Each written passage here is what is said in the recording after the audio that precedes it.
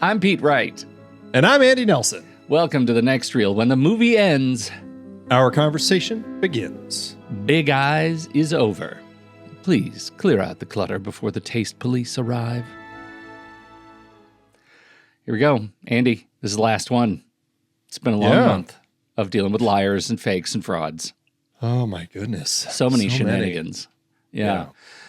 We have been tracking liars and frauds and fakes, and we've talked about Lee Israel forging letters and Stephen Glass fabricating stories and Clifford Irving conning a whole publisher and Charles Van Doren taking answers to play his quiz show. And now we are addressing Amy Adams struggling with Christoph Waltz, who, let's just say, made some choices in this movie.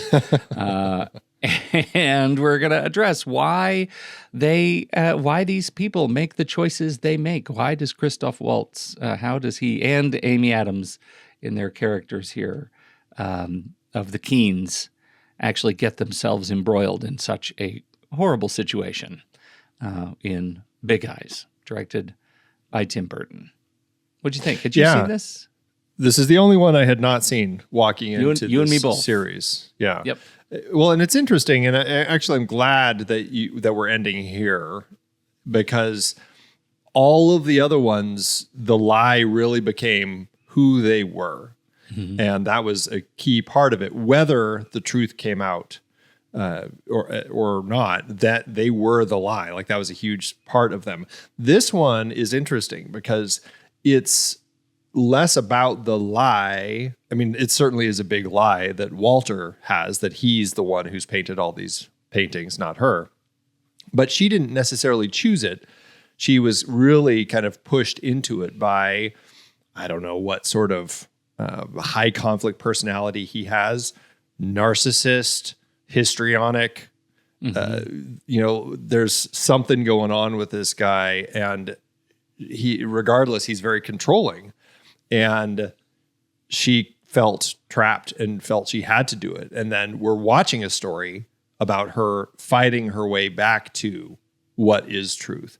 And so for this series, it's actually nice to see one of these characters actually reclaiming their name and using truth as a way of healing. And that was a nice element of this in this entire series. And Amy Adams plays this character really beautifully. Like, she exists in the version of this movie that I really want to exist. She's awesome. Yeah. And I have other thoughts about some other parts of the movie, but she is one that I'm right with you. This movie is every bit about the complicity that comes in these complicated marriages that are also embroiled in the culture wars themselves, right? That this marriage, her marriages, let's say, happened at a time in our history when we were also dealing with, the partner's places in the relationship, and the wife's place was deeply stereotypical through the 50s and 60s, and she was dealing with that too, which makes her sort of complicit in the architecture of the scam.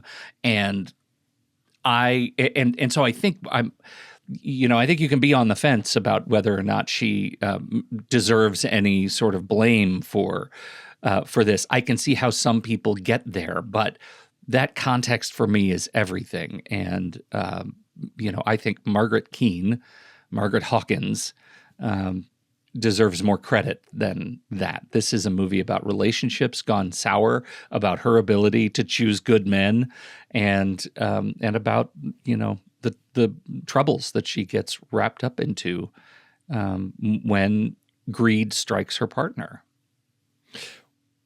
Strikes or was always there. Like, that's an interesting element with Walter, where, and honestly, something in the film I'm not completely sure. I don't know. I don't know if I buy it. I don't know how where we're meant to kind of go with the way the story unfolds, because we see that, I mean, it seems that, okay, she is a painter. She's it takes place in the 50s into the 60s.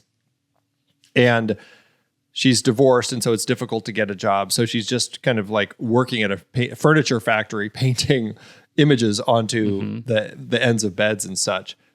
But painting is her life. So she's painting at the, a kind of a park where all these artists meet to paint and sell their art and everything. And she meets Walter, or I should say he meets her, and is drawn to her and her work. And so we get this sense that, okay, he's an artist, he's passionate, he's excited. And as their relationship develops, there's a moment where, they get their art on display his art and her art on display in this jazz club. And it's painted as a moment for him when he consciously makes the decision due to an accidental mislabeling of him as the artist. He goes with it and says, yeah, it's mine. And, he's got his reasons that he pitches to Margaret later. Like, no one's going to buy it if it's a woman's name on it. Like, that's not the world we live in. We're better off doing this. And it's for both of us. It's for both of us. So, but then as the film develops, you find out he's always been lying. He's never been painting. All of these paintings that he says are his, that has his name on them, she discovers are actually attributed to a different artist. And he later says, oh no, it's just me. That's just a nickname people called me. And she's like, you know what? Then you would have been smart enough to know what paint to use to paint over the name as opposed to the wrong paint. And so it's just lie. So it's like, okay, wait a minute. Has he just always been complicit? Yeah. And like that moment in the film that paints him as a deciding point to start doing this, it makes me question the reality of that moment, or, based on his personality, because clearly this is somebody who's got like a narcissistic type of personality who's just like, it's all about me. Just kind of like, has he been planning on steamrolling over her the entire time? That's a really good question, because you're right. In that moment in the bathroom hallway in the jazz club, there is a beat where Waltz plays this as if he's just now making the conscious decision to pass this art off as his own, to go along with the misunderstanding, as if he is naive to what's really going on inside himself, in his heart, in his head, whatever. But maybe maybe that motivation on rewatch is, oh my God, it's happening again. I'm going to do this again. I'm totally aware of my problem, and I'm going to do it anyway. It's like, I can't not eat the Oreo cookie. It's right there. I have to eat the Oreo cookie. I'm addicted to this feeling of being noticed, of being thought of as great. And that's an interesting way to rewatch the movie, knowing how it ends. And knowing that once the secret is out, he never produces another painting. He never, quote, produces another painting. It's fascinating to watch that again and look at him come to terms with what he is doing, because maybe it's Waltz who's giving this character too much credit, right? As if this is a new thing. It's that performance that's saying, oh, I don't even know what I'm doing. It's out of control. I just went with the moment. Maybe he's actually believing that that's the truth, when the movie says factually, that's not the truth. You knew what was going on all along.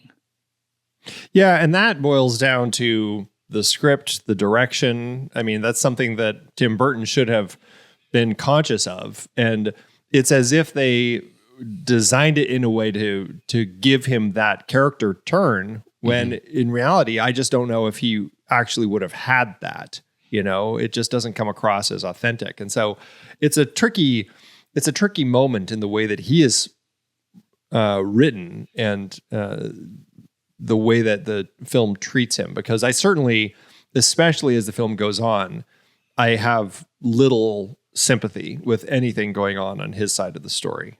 And all my sympathy is with her. And this is less a story about a liar and more about somebody who is trapped by a liar and can't get out. In some ways, it's kind of what we had talked about last week when we talked about the hoax. Like, give me the story about Alfred Molina's character. Like, Yes. that could have been a much more interesting story of this person who's going along with it and sees the problems and kind of and agrees, like, hey, I want co-author credit on this book.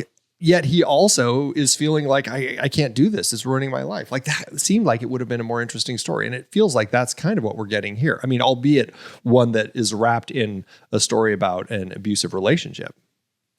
Yes, yeah, and this is where the movie is actually at its best, where it is a domestic coercion story. That's when it thrives. That's when it is truly alive, and those moments where we see that she is, as their fame grows, as their wealth grows, she has these secret rooms where her daughter cannot go into because that would out the secret that he is not painting all of these paintings, but she's up there squirreled away in an attic, suffocating on turpentine fumes, just churning out this factory of big-eyed waifs. That's when the film is really alive and threatening, when he's shoving matches through the keyhole in the door is an extraordinary sequence. And then the movie becomes a courtroom comedy where he's doing this like double act representing himself. At the end, we'll talk about the courtroom scene, I know, but it's just the movie swings from really strong to almost almost great. And I find that those swings frustrating on watching this movie. Yeah, it definitely. Well, and I genuinely enjoy the films that Scott Alexander and Larry Karaszewski, the screenwriting team, have written as in the world of their biopics, right? Mm-hmm. Ed Wood, The People versus Larry Flint, Man on the Moon, Dolomite Is My Name. I enjoy the stories they're telling, yet I often think that the films themselves aren't actually that great. But I think what they're great at is finding interesting people to tell the stories of.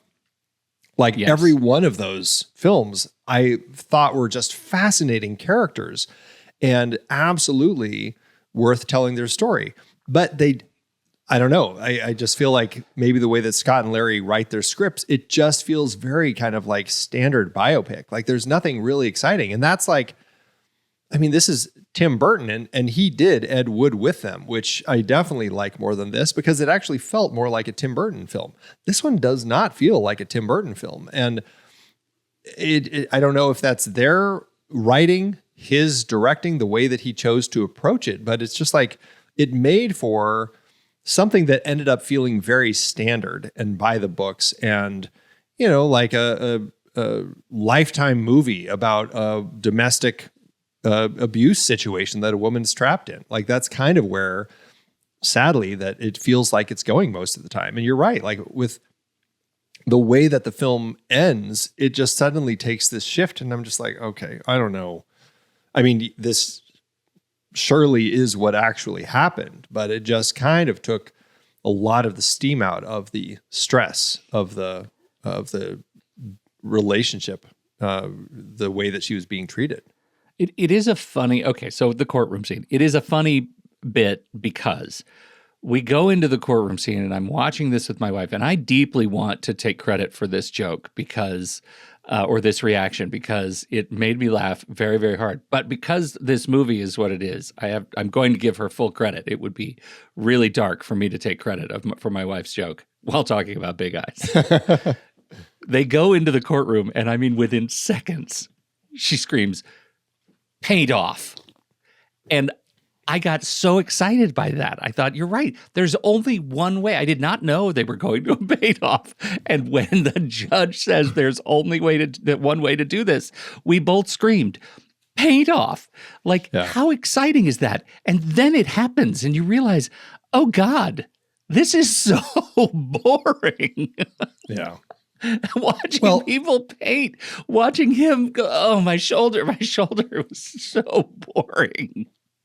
Well, and it was like, honestly, like the most obvious resolution for all of this that, like, how else would you possibly do it? It's like, I knew that, like, I was saying that before we even had a court situation. Like once she's, agreeing to paint for him and stuff, I'm like, dude, just like show people that you do the paintings and then you're free. Like you don't need to go through all this. But again, she's a woman who's been trapped in an abusive relationship and is learning how to actually survive that.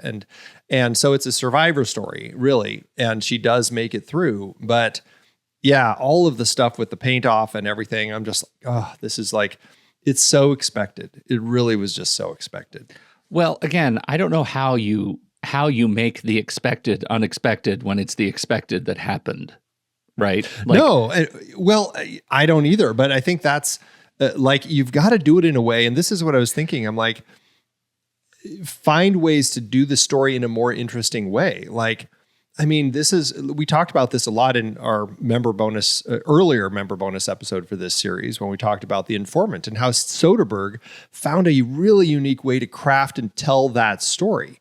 This is Tim Burton, who has some amazing visual style. And I mean, man, at the beginning of the film, when it was the suburbs, when she was leaving her first relationship, I'm like, oh, we're in the Edward Scissorhands world of Tim Burton, where it's just like all the colors are these like primary colors that are popping. Everything is just kind of like the suburban synchronicity between the neighbors. Like I was like, okay, I love where we're going with this. And then it was gone. We didn't come back to that. Yeah. We had a few moments where people had big eyes as she kind of was, feeling her lies kind of overwhelming her. And she just walking through the grocery store and everyone had those eyes. But find a way to do this story. I mean, I don't know what it would have been, but could Burton and the screenwriters have found a way to give us what actually happened, but do it in a way that made it unique and interesting, visually interesting? I think that's exactly right. I mean, I was sort of baiting you with that last comment, but I think you're exactly right. And I think when you look at Burton, like what had he been doing for the last decade, right? He was working on Charlie and the Chocolate Factory. He was working on Alice in Wonderland. He was working on Dark Shadows, Frankenweenie. Like he's been spending time in more big effects driven and films. And you look at this one, and it is so restrained. For a Burton.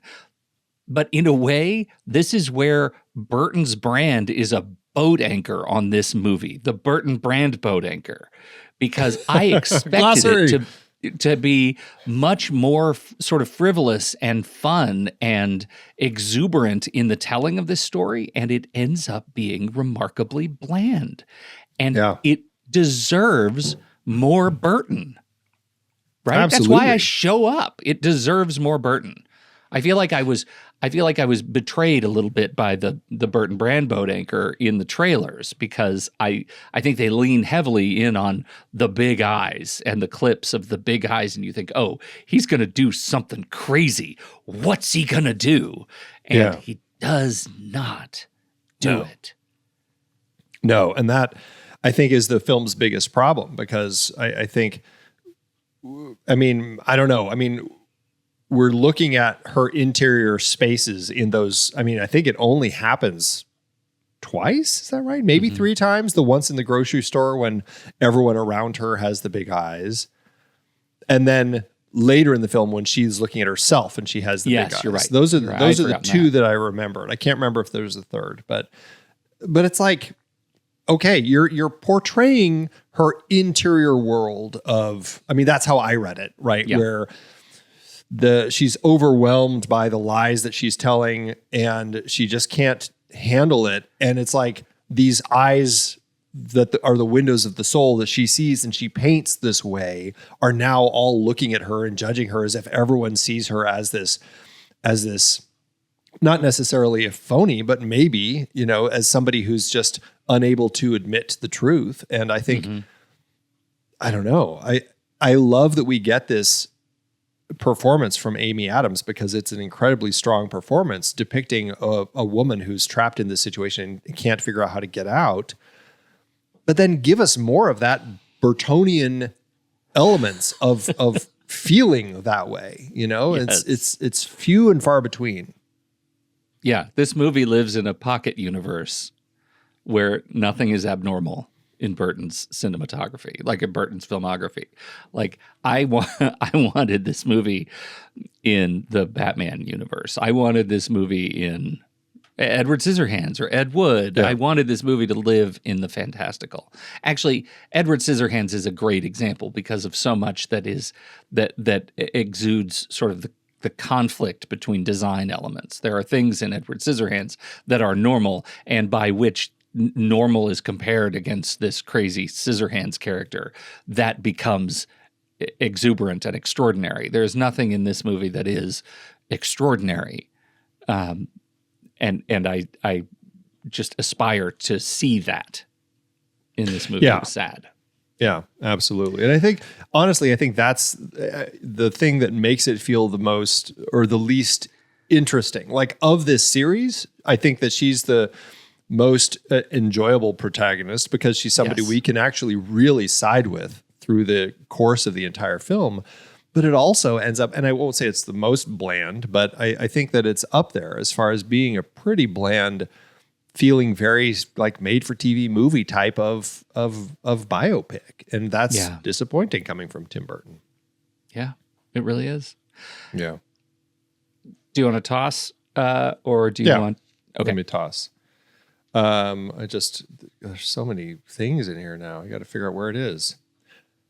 All right, we are going to take a quick break, but first, you can find the show on YouTube, and you can join us live when we record. We will even take your questions in the post-show chit-chat. Live, everyone's welcome, and members get the replay and the extended cut. Subscribe to The Next Reel on YouTube. The link to this episode is in the show notes. We'll be right back. Oh. I'm going to do that in the template. We're going to make headings bigger. I want to talk about Christoph Waltz. We've already talked about how Amy Adams is great. What's going on? What's going on with Christoph in this movie? What is happening? Well, I guess explain to me what you're meaning with that. Like, as far as the character, or are you feeling like you're his performance you're not enjoying, or where are you coming from with that? I think it's his performance. I think he's just completely, the oversaturated smiles. He actually, it feels like he's trying to be his own visual effect. And I find him, I never buy it. I never buy what he is doing. And I think that final sequence in the courtroom scene where he's representing himself, he starts running back and forth between his lawyer's table and when he puts himself on the stand and he runs back up to the stand. That moment sort of exemplifies not just what he's doing, because that has to be based somehow in reality, but how he's doing it. I just never got on board with Christoph Waltz, an actor I adore, right? I just really adore. And maybe it's because I'm so accustomed to him being diabolical in a more stereotypical black hat way. But this, like, pretending to be or masking as the doting husband, I just never bought into it. He's an interesting actor because I do feel that obviously Tarantino has figured out how to tap him for fantastic performances. Like the pairing of a Tarantino script and direction with a Waltz performance, I just think that it melds beautifully. Outside of Tarantino, I do find myself thinking about Waltz and where he works well, and I don't know, like of villains, like, he's a villain here. Certainly he is a villain in, was it Water for Elephants? He's, the latest season of Only Murders in the Building, he's villainous. Mm-hmm. And often in those, other than Water for Elements, there's a comedic element to the way that it plays. And I think he is an actor who can handle the comedy villains a little, like maybe that works better when it's with Tarantino. Yeah, I mean, what did you think of him as a Bond villain, right? He was Blofeld in No Time to Die. Right. And I think that he works well there. I mean, you can say what you want about the movie, how they wrote Spectre into all of that, and the choices with some of the story, but I think that he does villainy largely well. I think when there's a comedic element to it, I feel like that it works best when Tarantino's involved. And weirdly, I mean, just as a note, like this was at the Golden Globes, Amy Adams won for actress in a musical or comedy. I was like, this isn't a musical or a comedy. Like, I don't know where they're getting that decision to call it that, other than Tim Burton's directing it, but why would that make it a comedy? Eyes are funny. Eyes are funny. Big eyes. Oh my gosh. But that's like an interesting element. And I don't know if that's one of the things with Christoph Waltz's performance in the film, is that at times it feels like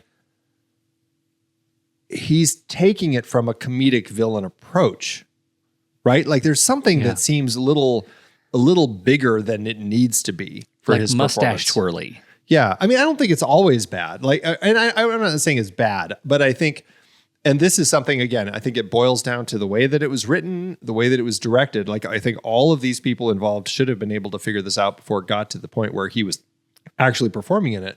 But I think that it's like, I think that he does well with some of those moments. Like, I kind of actually bought the moment when he consciously decided to manipulate and just like, that's my painting. Like, I actually bought that moment. And then later I find out that it wasn't true. And I'm like, So I don't know. I think that it's a struggling performance because I don't think that they actually knew how, like what the story, how it's supposed to feel. And it just comes across as a little unrealistic. Again, if he's histrionic, then maybe that's not the case. He certainly feels like the histrionic personality type. Yeah. But just, I mean, I look at the original model of this movie, and this was before Tim Burton was even on board. I think Scott and Larry were going to direct it, and Burton came on as producer. At that point, Ryan Reynolds and Reese Witherspoon were attached to play these parts. I think there's some, I say what you will about Ryan Reynolds. Like he is a caricature of himself at times, but there's something about this guy that I think I could believe his sincerity more than I ever got close to believing Christoph Waltz. And I think that makes him even more diabolical as a character, as a person, as a husband, as a sort of betrayer in this movie. And I wonder if that's a part of it. That's it. Just to me, I maybe I got stuck imagining Reynolds in this film, and I could never quite come around to Waltz. I rarely have that issue with like thinking that someone else like could have done it better, and making it harder for me to watch the performance. But I do think that it's interesting to look at that, and. Before those two, it was Kate Hudson and Thomas Hayden Church. Right. Of the pairings, that actually is the one that I think could have made the most sense. Gotcha, right. That's really true. Yeah. Like the Ryan Reynolds, I don't see him helping. But Thomas Hayden Church, God, Thomas Hayden Church would have been great. He would have been so good. Yeah. So, it's, I don't know. I think, Christoph Waltz is, I mean, I enjoy him as an actor, but he's a big actor. And I think it might have been just too much of an actor for this performance. I don't know. Yeah, it's a tricky one. Interestingly, you look at movies where he's played sort of the caring character, and the only one that comes up, which I think he was the like scientist in Alita Battle Angel, right? The surrogate father figure, he kind of nailed in that movie, which, again, say what you will about the movie. It's crazy. And it just seems to it stopped being a movie at some point rather than actually ending. But but I think they capture a really good relationship between father-daughter. And that's the thing I think that's missing, is because I never believed his sincerity, apart from that moment in the hallway where you kind of see him twist, like you said. The rest of the movie, there was always something, it just was too much. He was too much around every corner. Yeah, and it's interesting because we're already watching a story where I don't know, the way the film sets it up is we're kind of in Kristen Ritter's court. Kristen Ritter is, she plays Margaret's friend, Deanne, right? Yes. And we're kind of with her where like, whoa, this is a fast relationship. You just met this guy and you're already getting married.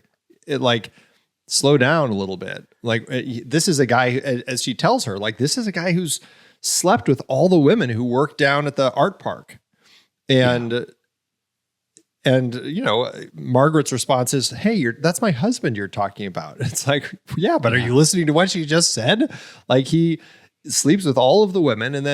And so she, and again, I don't want to judge Margaret and the character too much because I totally understand. Like this happens a lot with people who are caught in a relationship with a manipulator, a liar, somebody who twists things, a narcissist, and they feel trapped and they can't get out. And it's very difficult to find a way out of that once you kind of get yourself into it. And so to a certain extent, like, I don't know, is the film, I don't know. I don't want to say, is it doing a disservice to her story, but is it making him seem so kind of comic booky and as you said, mustache twirling, that it's diminishing the actual threats, Yeah. Because we do get some threats from him. He says, if you tell people, I'm going to put a hit out on you. Like he says that. God, where does that come from? Yeah. Look, here's part of the thing. I think if this movie were more Burton, if I think Waltz is performing at Burton's usual level. And I think Burton that's is great. performing very, very bland. So Yes. I sort of want to retract any performance criticism from Waltz and just say, this is on Burton not showing up and making a Tim Burton movie. And the same goes for Elfman's score. Like, what are they doing together? God, it's just, bleh. Yeah. They have too great a reputation, each on their own and working together, to have shown up and made this movie as milquetoast as it ends up being. I'm getting riled up. That's very frustrating. It really is. Yeah. It really is. Yeah. Because as a fan, like I just want to say, as a fan, when I feel like I know in my heart of hearts what this movie could have been, even though I could never have made it, I just wish it had lived up to that expectation, to the expectation of what I have as somebody who loves their work genuinely. Yeah. Yeah. We don't know why Tim Burton chose to direct this the way he did, but it certainly feels like there was a miss on his part to just kind of take it the way that he did. So, yeah. Ugh. So what else? Any other scenes that stand out to you? The one that I thought was interesting was the coming up when she's left him. She's now entered this this decision to not tell the truth, and he will allow her to divorce only if she paints him 100 new paintings that he can continue to sell so that he can keep his lifestyle going long after they're divorced. She wants out, so she agrees. But you get this point, this crisis point, where a pair of Jehovah's Witnesses come to the door and talk with her. And suddenly, like for me, that was actually a really interesting character shift, to have this moment where faith and truth collide, and she finally realizes, I can't live this lie anymore. And it's a little convenient the way that everything is handled, but I genuinely liked this journey for her as a way to kind of like work through all of this. I love the moment where Janie, the daughter, they're all sitting in a room together, and Janie says, what does Jehovah say about suing? I thought that was so good. Yeah. Those little moments were just perfect, just perfect little moments. So I agree with you. I think that moment, even though the movie kind of ends a couple of times, I think her escape from him, there's still like a half hour left in the movie, and you don't get the feeling of reward that she escaped this, but it does feel final, especially because the shot of her and Janie and her reaching over the backseat of the car to hold Janie's hand is a mirror shot of, the shot of her running away from her first husband in the very beginning of the movie. It feels like that cycle is complete, even though it's depressingly yet another cycle. The fact that she goes to Hawaii and gets to have this reward, if only reputational reward, is really satisfying. And I think it may be, once Waltz is kind of out of the picture and she is just reclaiming her life, we get to see her being a mom to a kid who is troubled from all of the stuff that she's been going through. I think it's really quite lovely. And then, of course, the retribution. I almost feel the true story is he never produced another picture after this court scene. He forced an injury in the paint off, was not able to paint anything while she painted a picture in 53 minutes. That was lovely. She called it, what was the title of it? Exhibit 247 or something. Yeah, which is really funny. She went on, she was awarded $4 million in settlement, and he never paid, not a penny. He died in 2000, having never claimed anything other than he was the original painting. He just retired and was done. He was the original painter, and that was the truth. And he was going to take that to his grave, which he did. And she lived out her life. I think she died in 2022, and ended up doing okay. Yeah, I mean, I wanted the movie to tell me to let me watch Christoph Waltz perform Decay. I kind of wanted to feel more about that, but I think the way the movie ended was sweet, didn't linger on sorrow, and we got a win. Yeah, although again, it sets elements up that also I just don't feel like we ever really quite complete. I mean, I agree. I would have loved to have that Godfather 3 moment of Walter sitting in a chair all by himself, just sadly dying alone in poverty. Like, that would have been great. Not necessary. But what I did need, and what kind of irritated me, was that we have this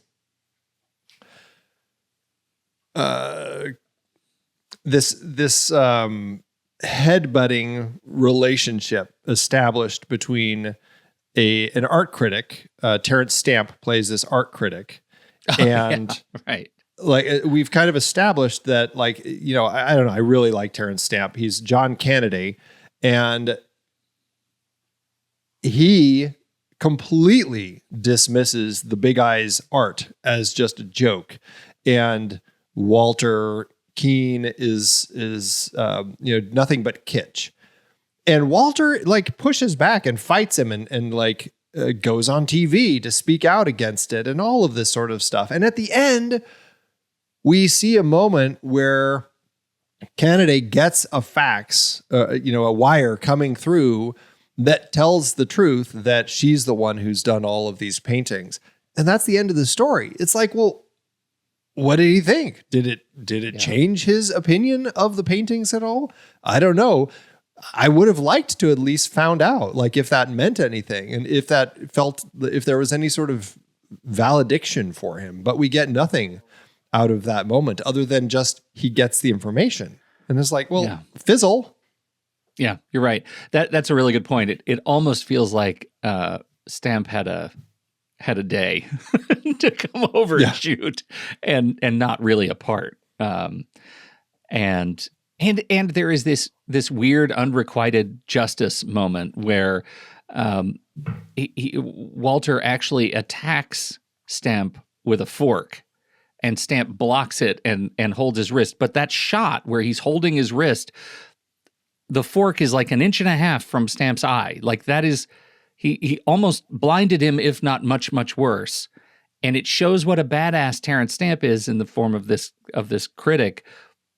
But to what end? Like that just seems like a brand new expression of rage from Walter that we had not seen before.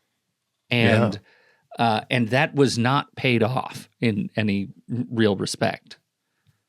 Right. Like, did that lead to a lawsuit, for attempted assault, anything like that, So I guess he then goes and lights the office on, or the painting studio on fire unintentionally in the locked door. I love it that the next shot we see him is like 6 months or a year later, and clearly the studio has been fixed. It didn't burn the house down. I kind of wanted to see what happened. What was the degree of damage that he did to his own house? Yeah, right. Because then by that point, he's just lounging around with beautiful women all over the place. Yeah. So it's interesting. That's an interesting element, and I wish they would have developed it more. One of the relationships, though, that we do get, and I think it's the strength and the core of the film, is the relationship with Jane, her daughter, and it's, I think, the moment where Jane comes into the room and finds her mom sleeping on the floor, and the admittance that it's all been me, and Jane admits that she's always known, and like that is finally the first moment that Margaret is able to kind of let that wall down and let some of that shame out and find comfort in the fact that that she's not looked down upon, but still loved. And I think that was a great turning point in the film. I really enjoyed the relationship that we had between mother and daughter as it was depicted in the film. I did too. Just about every time. I really, really did too. I loved it. And I think Madeline Arthur does a great job as a young actor playing this kind of complicated role. I think she's really, really great. Yeah. Did you know much about Margaret Keane before, like, the trailers for this film come out? Were you familiar with the works? No, and I should say that was a really interesting part of this story, which, the fact that her works and Walter Keane, the Keanes, sort of established this. People don't care about art. They just, about originals. They just want things the art that moves them. Let's do postcards and posters and all these kinds of things. That was a really interesting part of this business that I did not know, and I kind of found myself wanting more of. Like, there's another movie that isn't filled with all the fraud that just tells about an artist finding their audience that I really would be interested in watching. Well, and that's, I think, if anything, that could have, like, that's something that you could have gotten some real Burton elements of just like that mass production of all of these things kind of cranking out. That guy does a factory. Am I right? Yeah, right. Yeah. Another element that we haven't talked about that, I'm definitely curious with you, and I know your feelings about things like this, but we've got Danny Houston playing a local reporter, and he's telling the story. So we're getting voiceover as he's walking us through things. I know how I feel about it. I'm curious how it works for you. It's so dumb. Okay, we're on the same page. So I was dumb. like, why are we getting his point of view in this? Why is it him that is telling this story? Because we get his point of view because he has a good voice, and he's hardly in the movie. Like, the movie never commits to his actual role until the very end when they're talking about him and saying, oh, we can have him flack this thing for us, right? It's so, his role in their relationship is so stupid subtle that you don't even know it's happening. Why is it his voice? I don't get it. I don't care for it. I didn't need it. In fact, had you put him more in the movie and had him, had his perspective be more represented than just the voiceover and the occasional scene at a party, I think we might have actually been able to make something of his relationship to them. But as it stands, it's bad news. I don't care for it. Well, it's setting up the voice of the film. So, he is our window into this story.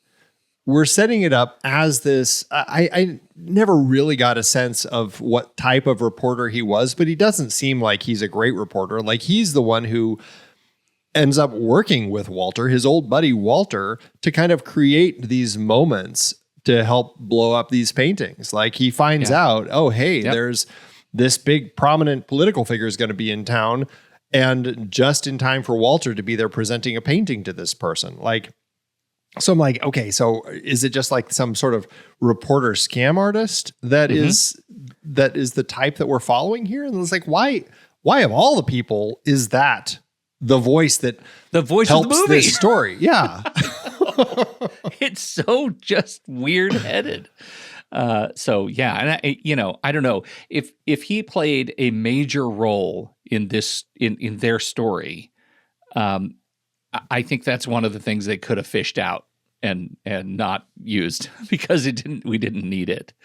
They even have a sequence later where Walter starts talking about the members of the press that he's meeting, right? Who could act in service of them.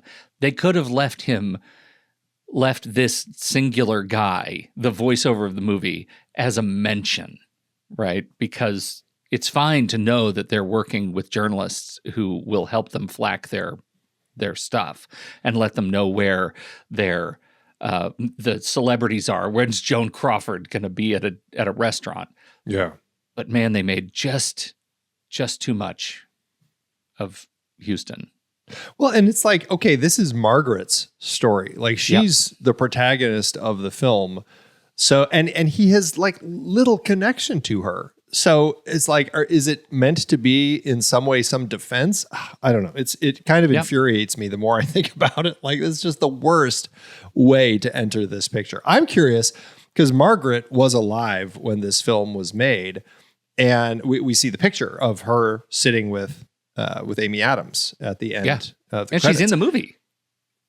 She pops up in the movie, and so I'm curious, like, what did she think of the way that they chose to tell that? Like, I'm sure she would have kept it to herself, or maybe just kind of like privately mentioned it to them. But I don't know. It just seems like such a strange entry point for an audience to like try to figure out why this direction for this story. Yeah. I think it's interesting that I guess she kept Keane, the name, which is strange. Speaking of boat anchors. Well, yeah, but I guess it's like become the brand, and so it's on all the paintings. So, and smartly, it was always just Keane. So so she can still attribute all of it to her. So there is that terrific moment when he starts opening the 100 paintings as they start showing up, and she has her MDH Keane on it instead of just Keane. I do love that bit. Love that bit. That was really great. That was great. Well, it's an interesting film. It has stuff that I do really enjoy, primarily in Amy Adams and the portrayal and the darkness in the way that this relationship was portrayed. You brought up the moment when he's pushing lit matches through the keyhole into her art studio to try getting her out of there. Like, that was a tense moment. Like, it was well done, well crafted, and scary. Those are the moments that work the best. And I just think too often it's we're not quite getting more than that. Yeah. But overall, I mean, it's a middling movie with some really standout elements, and particularly Amy Adams. I think she's fantastic. Yeah. All right. It is time for the back half. But first, let's take a quick break. The Next Reel is a production of True Story FM, engineering by Andy Nelson, music by Tsabutan, Ian Post, Oriel Novella, and Eli Catlin. Andy usually finds all the stats for the awards and numbers at the-numbers.com, boxofficemojo.com, imdb.com, and wikipedia.org. Find the show and the full archive at truestory.fm. You can follow us from there, too, and learn about membership. Check out our merch store at thenextreel.com/merch, and if your app allows ratings and reviews, please consider doing that for our show. All right, Andy, it's award season. Let's go back to award season. How is this movie doing? It did okay for itself. 3 wins with 18 other nominations. At the BAFTAs, Amy Adams was nominated for Best Actress, but lost to Julianne Moore in Still Alice. And it was nominated for Best Production Design, but lost to The Grand Budapest Hotel. The Casting Society Artios Awards nominated for Best Casting in a Studio or Independent Feature Comedy, but lost to The Grand Budapest Hotel. I already talked about the Golden Globes and the head-scratching nominations. Amy Adams was nominated for Best Actress in a Musical or Comedy, which this is not, and she won. So I don't know. I'm sure the other nominees feel a little resentful about that. So weird. Christoph Waltz was nominated for Best Actor in a Musical or Comedy, but lost to Michael Keaton in Birdman. Lana Del Rey's song Big Eyes was nominated, but lost to Glory from Selma. It was nominated for, and then at the Film Independent Spirit Awards, it was nominated for Best Screenplay, but lost to Nightcrawler. Last but not least, at the Women's Film Critics Circle Awards, Worst Male Images in a Movie was nominated, but lost to Dumb and Dumber 2. The Invisible Woman Award was nominated, but lost to The Imitation Game. And last but not least, the Karen Morley Award, which is an annual prize presented by the Women's Film Critics Circle to a film that best exemplifies a woman's place in history or society, often highlighting a courageous search for identity, honoring the legacy of 1930s actress Karen Morley, who was blacklisted for her political convictions, lost to the film Belle. Oh, and then I did add this one, the Yoga Awards, which are Spain's Razzies. Christoph Waltz was nominated for Worst Foreign Actor in a sharing with the film Zero Theorem, and he won. So that was one of the other wins. But wait, it was sharing with his performance in Zero Theorem? Yeah. So Worst Foreign Actor, Christoph Waltz was nominated for Big Eyes and Zero Theorem. Basically saying he just sucked all year. This was a rough year for Christoph Waltz. Oh man, we may have been a little too hard on the guy. I generally love his work, and I think he's a really interesting actor, and this was not the movie. No. This didn't connect. All right, how to do at the box office. Well, Tim Burton's story about Margaret Keane and her husband had a budget of $10 million, or $13.4 million in today's dollars. The Weinsteins saw this as a potential awards buzz movie, so released it Christmas Day, December 25th, 2014, opposite Night at the Museum, Secret of the Tomb, Annie, Unbroken, Into the Woods, The Gambler, and The Interview.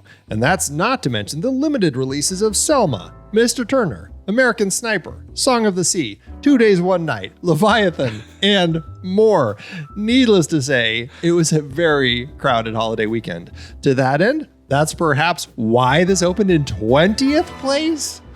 This did creep up to 13th over the next few weeks, but it never really found its audience, ending up earning $14.5 million domestically and $14.8 million internationally, for a total gross of $36.6 million in today's dollars. So it did make its money back with an adjusted profit per finished minute of $219,000, but never was quite as big as the Weinsteins wanted it to be.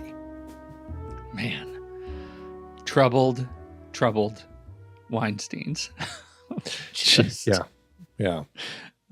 Couldn't happen to a nicer couple of dudes, right? Am I right? Oh yeah, no kidding. But it is interesting, and it does make me wonder, do you think, like, our complaints about the film, it wasn't Burton enough, is one of the reasons that it didn't connect with audiences? I wholeheartedly agree with that. I think it really was. I think by this point in Burton's career, people know what they are getting. And when they meet with something that isn't that, if it's got to just really find another pair of socks, because one's going to be blown off kind of a movie. And this was not it. This was not the kind of dramatic swing that I think sparks word of mouth. And it needed flamboyance. Yeah, absolutely.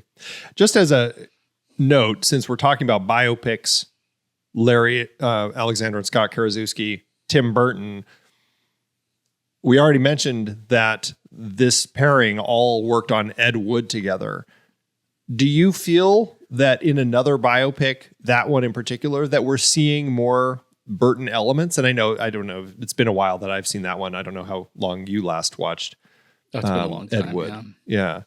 But I'm wondering, like, is it a biopic thing? Like, I'm trying to remember that film, and I know it was black and white, and I know like some big performances because obviously Ed Wood himself is a big, crazy character. You've got Landau in there, like a lot of big performances. And I just am wondering if that's just a biopic element that, like, I feel like now I need to rewatch that one to see how it lines up as far as what really feels Burtonian. Yeah, I think so. The one that keeps coming back to me, which we've already talked about, is Scissorhands. But I think you're right. I think just the act of telling Ed Wood's story in the style of a picture of the period that he worked on is the meta statement that Burton was making, and I think that sets the table for a movie experience that is different, that is unique, that is the Burton-ish kind of thing that we come to expect. At least at the time, we were still kind of learning Burton. Now we know. And how do we end up with this, like, just right across the bow, kind of unsurprising movie? I think there is possibility that Burton can tell a biopic in a way that really is transcendent, and this isn't that. Yeah.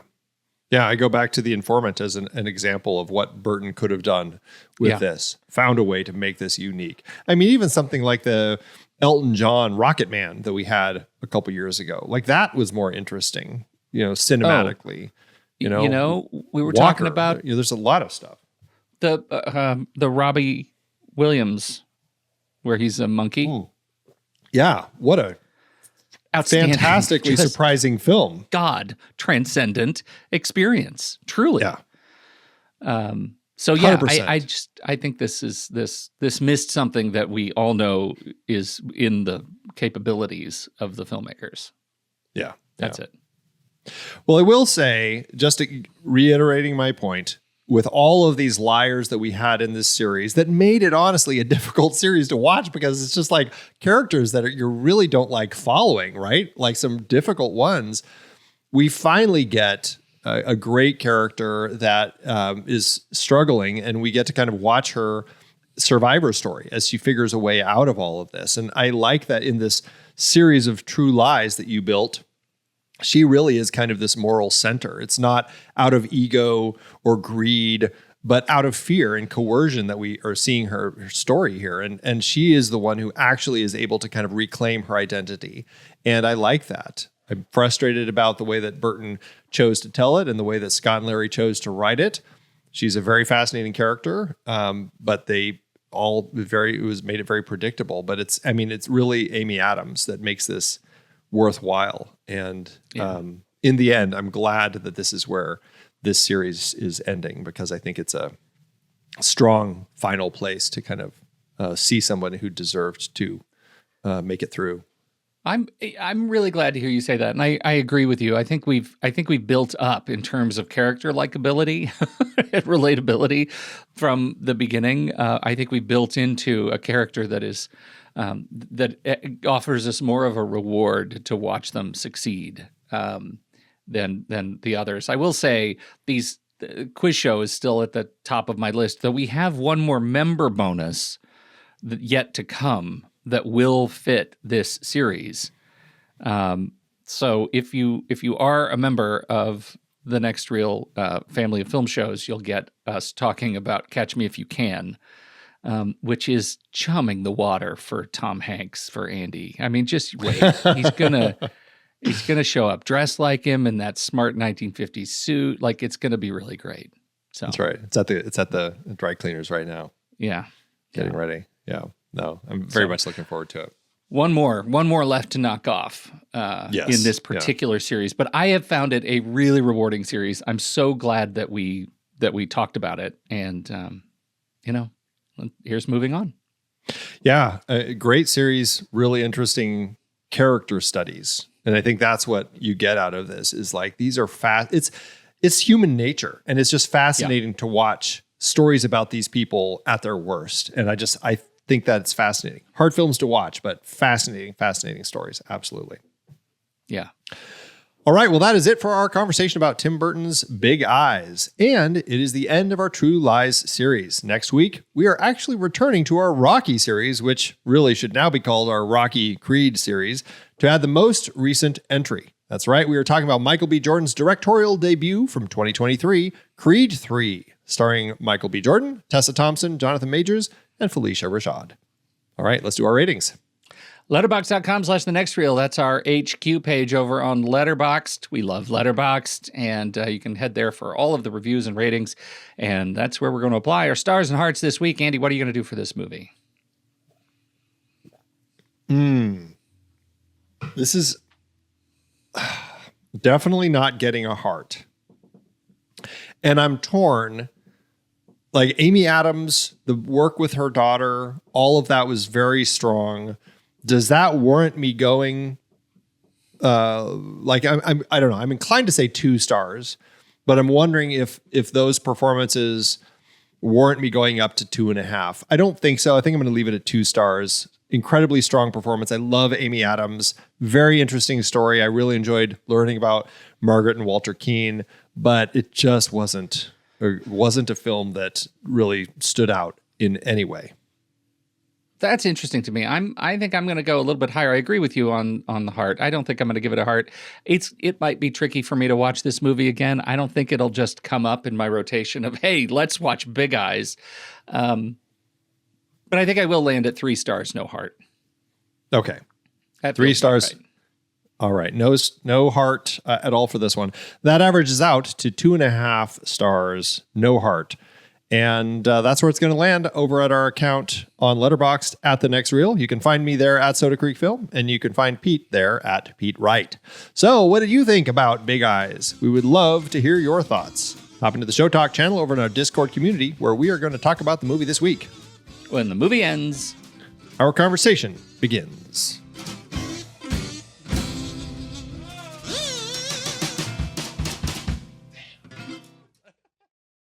Letterboxd giveth, Andrew. As Letterboxd always doeth. All right. What do you got? Is it funny? Is it fun? Is it long? Is it short? It's not too long. Stephanie, 3.5 stars. It says, nobody. Walter Keane. I studied in Paris. I live in Paris. I was in Paris. I painted in Paris. I made friends in Paris. Don't you get it? Paris is me and I am Paris. Margaret Keane. Are you done yet? Oh dear. Yeah. I ended up with James Chavarrias, who says 3 stars. I didn't think Christoph Waltz gave a particularly good performance in this, but I guess I should count myself as lucky Tim didn't cast Johnny Depp instead. Ba-doom boom. This could have been a Johnny Depp movie. It could have been Johnny Depp and Helena Bonham Carter. Wow. There you go. Now that's a different experience. That is the full Burton. He could have given us full Burton. Andy, I might have actually loved that movie. Like, low-key. Helena Bonham Carter could pull off Margaret Keane. Yeah. She could pull off anything. She could. She's incredible. Would Johnny Depp be bigger than Christoph Waltz, though? I don't know if he'd be bigger, but he'd be different. He'd be different, and it certainly would. I don't know. And we know Burton Johnny Depp can channel some rough marriage energy. Oh, jeez. Oh, wow. I got too real too fast. Hey. Thanks, Letterboxd. Oh.